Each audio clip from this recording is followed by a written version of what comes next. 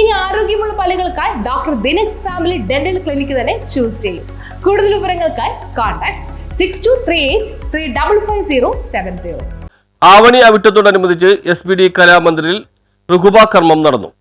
ആവണി അവിട്ടത്തോടനുബന്ധിച്ച് പള്ളുരുത്തി വെങ്കടാചലപതി ക്ഷേത്രത്തിലെ SBD കലാമന്ദിറിൽ ഋകുബ കർമ്മം ക്ഷേത്ര മേൽശാന്തി ചന്ദ്രശേഖര ഭട്ടിന്റെ മുഖ്യ കാർമ്മികത്വത്തിൽ രാഘവേന്ദ്ര ഭട്ട്, വിഷ്ണു ഭട്ട് എന്നിവരുടെ കാർമ്മികത്വത്തിലും നടന്നു. ക്ഷേത്ര ഭാരവാഹികളും കുട്ടികളും മുതിർന്ന പൗരന്മാർ ഉൾപ്പെടെ വൈശ്യ സമുദായത്തിലെ നിരവധി ഭക്തർ ചടങ്ങിൽ സംബന്ധിക്കുന്നതിന് വേണ്ടി എത്തിച്ചേർന്നിരുന്നു.